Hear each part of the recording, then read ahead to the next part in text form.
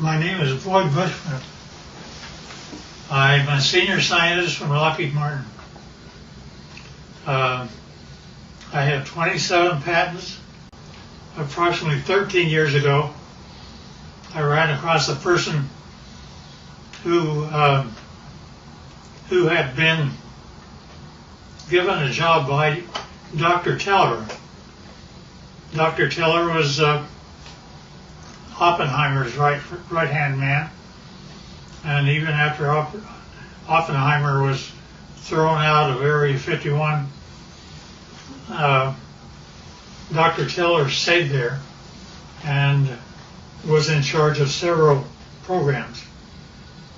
The person that I contact twice to 3 times per month is the head of that program now. And they continually update me on everything they possibly can. I do have a top secret clearance. I choose, however, for their purposes, not to use it because they, the intelligent ones of me, actually believe that a great deal of information should be lifted up from those dark recesses of Area 51 and moved over so people can see it. So that's what began about 13 years ago. Since I am a scientist, I do not believe in theory. I basically say, follow the data, theory be damned. If something can't verify by a physical test that something is true, then I do not care to accept it in that I present. Therefore, everything that we present here will be data that comes directly from them through me to you. The subject of today there are those that are acquainted with the fact that there were Phoenix lights that occurred over Phoenix about 2 years ago. They were photographed, and those really turned out to be just blobs across the Phoenix sky. It turned out to be that a very dear friend of mine took his wife up a mountain on Valentine's Day, and they took a photograph of Tucson. Turned out to be, when they developed the film, there were a total of 5 UFOs across Tucson proper. And this is Tucson as they saw it. Can you get that? So here's the picture of Tucson as he had it. Then, as he developed further, notice that there are 5 very distinct UFOs along the top of the mountain. Mm-hmm. One of them is even canted a bit, about 45 degrees. Now, the person that took the film said that he had a mothership underneath and one up high. This shows the high one. Mm-hmm. I don't know if I know that I can buy the ship. My name is Scott Faree. I live in Vail, Arizona. A friend of mine who manages a nonprofit in Tucson asked me to take some photos for him for his website. And he was looking for a sunrise picture of kind of the skyline of downtown Tucson. So I had gone out actually on Valentine's Day evening. I dragged my wife up to A Mountain so that I could go up there and just block out some shots, kind of plan the photos that I was ultimately going to take for that website.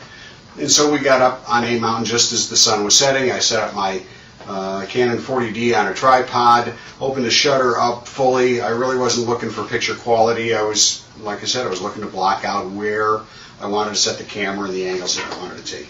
And so I started to click off some photos, and I had these set with a timer release on the shutter so I didn't get any camera vibration because the sun was starting to set. We were running into fairly low light. And I took, I don't know, it was probably 6 or 8 pictures. I figured I'd had enough that I could take a look at tomorrow, take a look at the next day and decide what I liked. So we went out to dinner that night, went home the following day. I uploaded these photos onto my laptop, and I noticed some lights that I really didn't expect to see up above the Santa Catalina Mountains. And upon closer inspection, and as I really ran out the contrast in the photo, I ended up with something that I still can't explain to this day.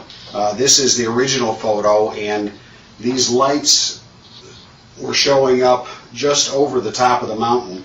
I took a second photo probably 5 or 6 seconds later, as long as it would have taken for me to reset the timer.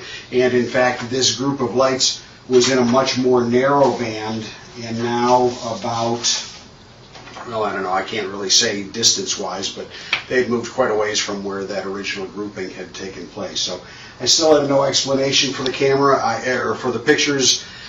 These images, these lights have not shown up in any other photos that I've taken.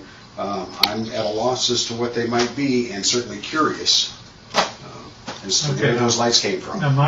They certainly are very similar images. Here's up and flying.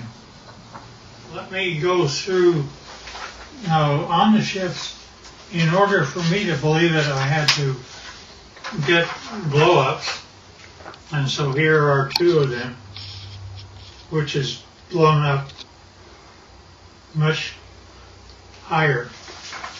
And I think I have one that, yeah, you can see the 45-degree candidate UFO. Now see, the only reason that I bought everything that he said is because my people have been feeding me for 13 years pictures, not only pictures of just plain pictures, but I gave them assignments, being a senior scientist, and they got a picture of up close and personal. This is a UFO which is ready to take off, and it is very up close. And they inform me that there are 3 elements which the UFO is contained. One is telluride, the other is germanium, the other is palladium. I did not say a metal once. And not only that, but the things pick up and fly using anti-gravity. Now, that's one picture. Here's another picture. In this case, the UFO is not turned on, ready to fly. Therefore, it only shows on the upper part of it. And generally, it's white on the underside when power is applied. Here's also another of the same order. Now, these UFOs are 38 feet in diameter, and it was rather surprising to me, since I actually physically gave them my camera. They took this picture as a UFO was departing. Within one flick of my camera, they got 3 UFOs. That's real. And yeah, we don't know why either. Now also, when UFOs come in, they like we have a heads-up display for our pilots. They do too. This is what their pilots see in order to tell them how to come to Area 51 and land. And not only that, they can go to a vertical hole in a mountain over 51 and go down a shaft. They don't have wheels. They don't have anything like that. They take off by going up straight, and then not only that, but they travel extremely rapidly.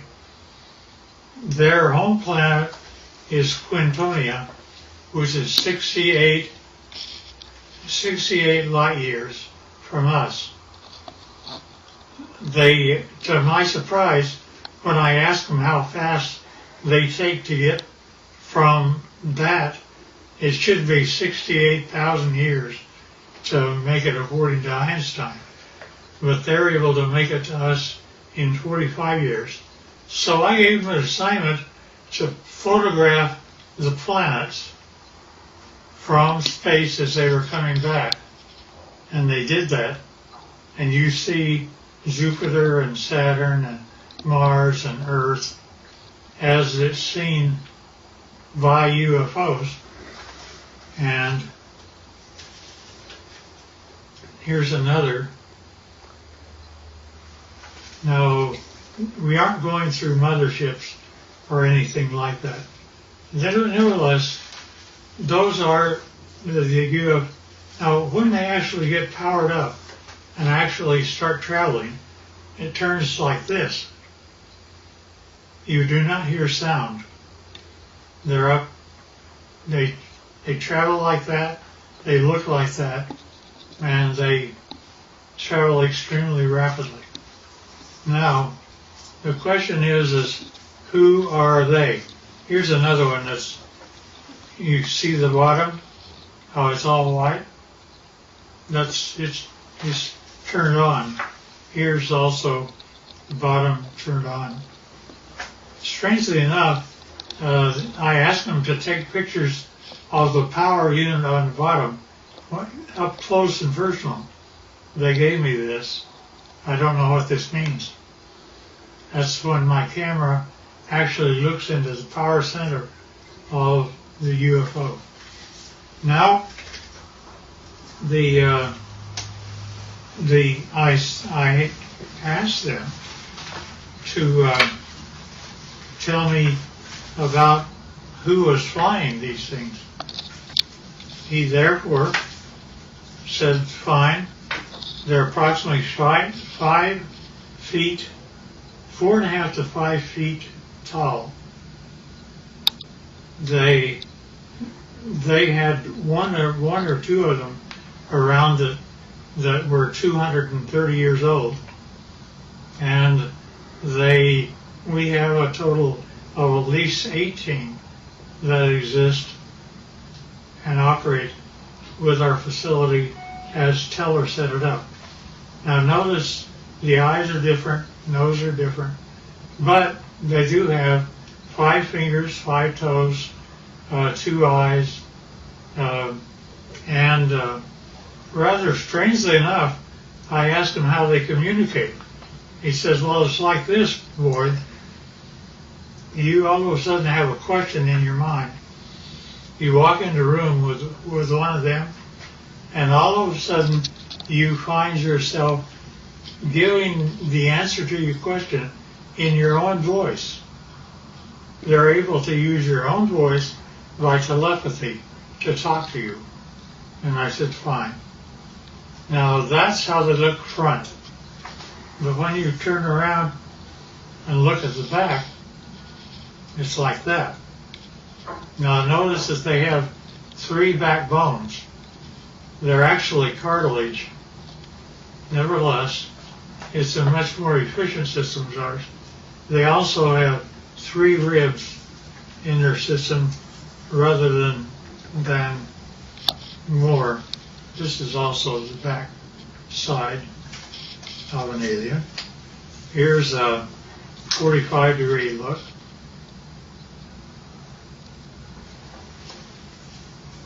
And here's the back of the head. Notice the veins, no hair. And now when we talk about aliens, I pushed the issue, and he said, well, there's kind of 2 groups of aliens. he divided them, they divide them into two groups. One group he calls, it's like you have a ranch. And you have a ranch and you find that one group are your wranglers that know how to wrangle your cattle. There are others are rustlers, ones that steal your cattle. And indeed, that the two groups do act differently.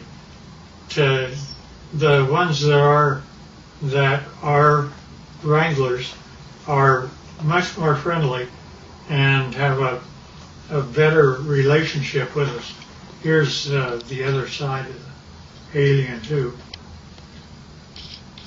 Now also notice that their feet, where they have 5 toes, the toes are joined together like a frog, and yet they are dissimilar. Now there was a surprising occurrence, and that is my friend had one of them that was a friend, and he died here. And 10 days after his death, I was out visiting my buddy who's in this picture. And if you look very close, you can see that his friend is in spirit form right over his left shoulder. You can also see that the fingers are long, that there is something. We have an expression that basically say when a person dies, they stay around their body for 3 days and then go off, and they basically have the same thing that happens to them.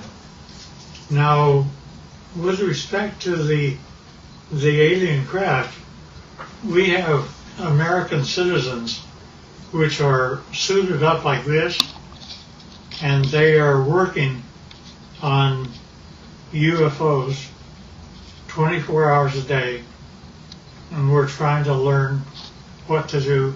These are 2 guys, 2 American citizens, and they're trying to protect themselves against germs and things like that.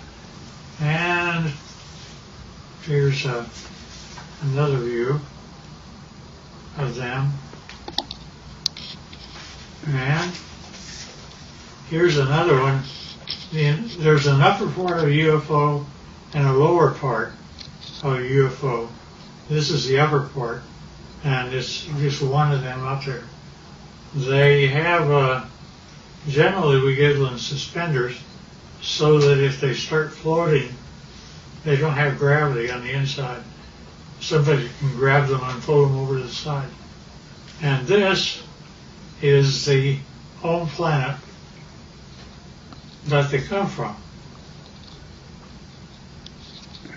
which they call Quintonia. Now notice that the hand, that's an alien hand. Notice that that the fingers are longer than ours by quite a bit, about 30% longer, and that's just the way they're put together. Now, at any rate,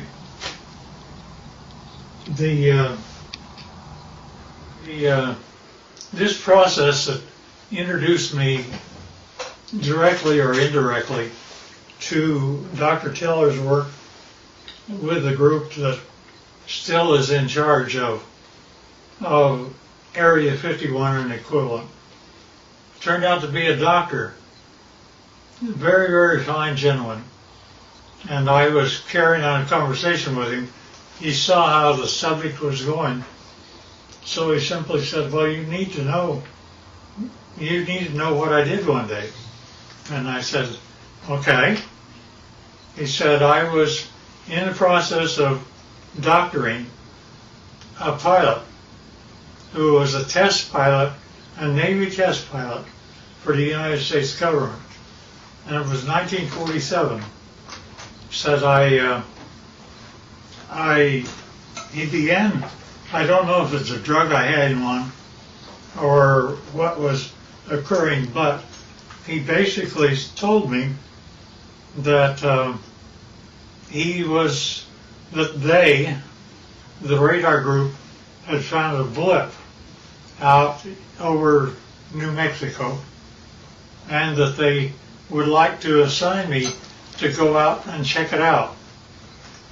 So he said, fine, I'll do that. And he got the fastest airplane that existed then, which was a propeller at the time. And it was fully armed and all the rest of those things. Nevertheless, he was out flying, and he found the item, and he immediately communicated back, and he said, I wish authority, first of all, I want you to tell me, are there any other airplanes flying? Are there commercial or anything else around other than he and I? Said, just the two of you. And he said, fine. Second thing I want to know is, do I have authority to shoot it down? I said, why do you want authority to shoot it down? He says, because I am flying the fastest thing that the United States can make, and he's beginning to leave me. Therefore, I know he's either a friend or an enemy, and if he's leaving me, he's an enemy. Therefore, I wish authority to shoot it down. The commander said, fine. He granted him authority. He pulled in. He shot him down. It came down. He flew past and saw that there was a road on the one side of a fence area. He came down and landed his airplane. Hard to do, but he did it. And then he cut across the fence. One of them, the door was open. One of them was out walking around. But he didn't care about that. He cared about what the vehicle was. So he went over, and rather strangely enough, when he ducked down, because they're only 5 feet high, he saw that he could see through the walls. Not only that, but as he stepped in, the floor was spongy. He looked at the 3 that were there, and they were dead. He knew they were. He'd killed them. But he also knew that the military would come, and he had put up with those guys for a long time. So he went back across the barbed wire fence, got in his airplane, and took off. Therefore, he was never briefed out at all. And he didn't give my friend authority to allow me to know what his name was. I know, but I won't reveal it. Both of them should have been gone for a long time. Nevertheless, so when I got up with my contacts in Area 51, I brought up that story, and they said, well, that's totally true, but we can't say it, you can. And that's how they've kept me all this time, is I can talk about it, but they can't.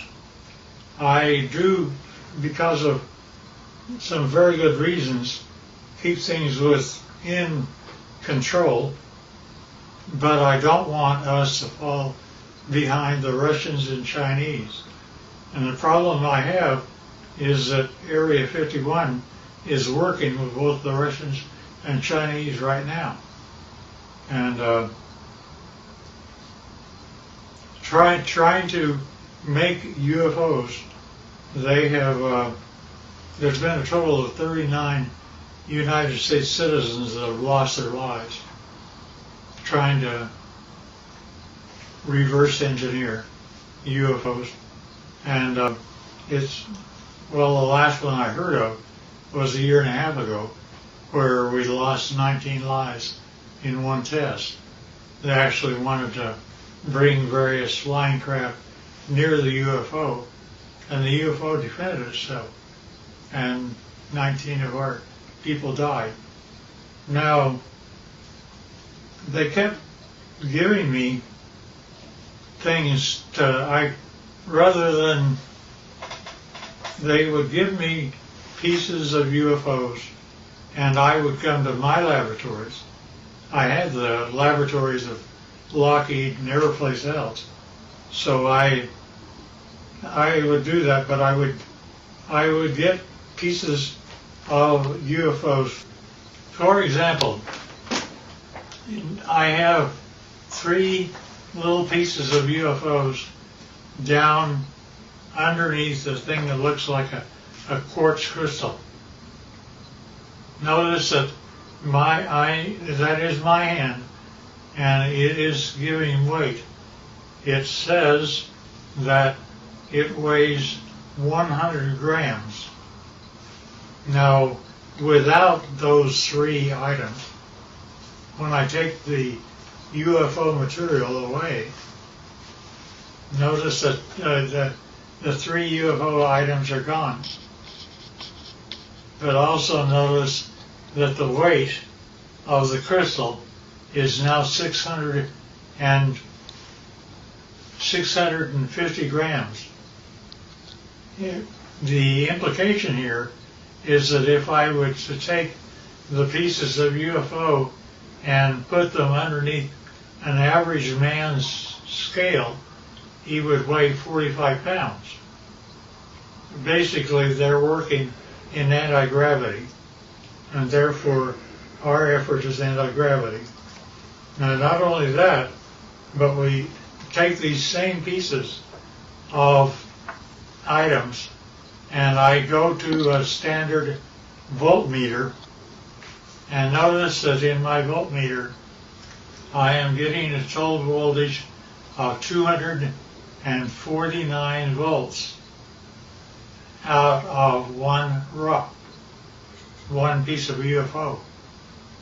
Not only that, but the team took a piece of UFO and connected it up like this and was able to have a complete laboratory operate for 6 months with heavy equipment. And it goes all the way up to 12 amperes. And since you didn't really get this before, here's the foot with the toes joined together. And this is a better view of the same. Now notice also, this is the body of an alien, and where we have 6 ribs that are connected together, they have 3. And the total height is less than 5 feet. And they still look like this, not like you and I. Nevertheless, so we're able to obtain voltages and anti-gravity, and anti-gravity appears several ways, which is rather unique and nice. Scotty talked about UFOs. I basically said, yeah, I understand, because here is what Area 51 was giving to me since the year 2000 and beyond. Notice it's recent, and we have one triangle, then we have 1, 2, 3, 4, 5, and we have one that's 150 feet across, if not larger. And each one of these are separate documentation of UFOs that were photographed and taken across the world from 2000 the year 2004. Now, when you actually get what that all means, is a UFO, when it's white on the underneath side, is ready to fly like that. And it's anti-gravity, that's the reason you don't hear anything. But when it's just parked means just floating in air. It could be above your house, like this, and this. This turns out to be the heads-up display that the aliens see of how to go to Area 51 and store their craft.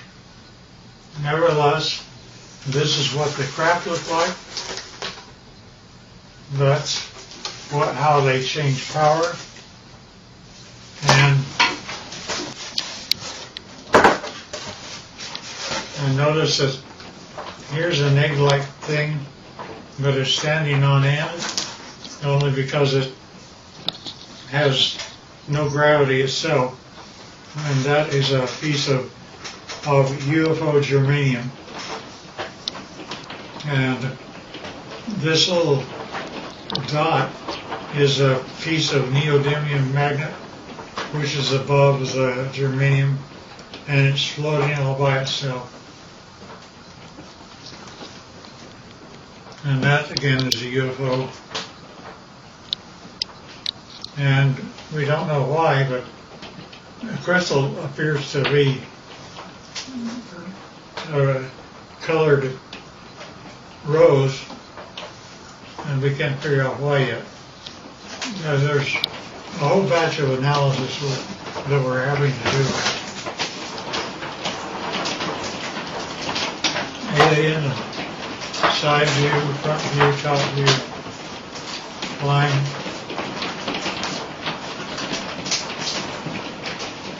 And that's the power center of palladium in the middle of the craft.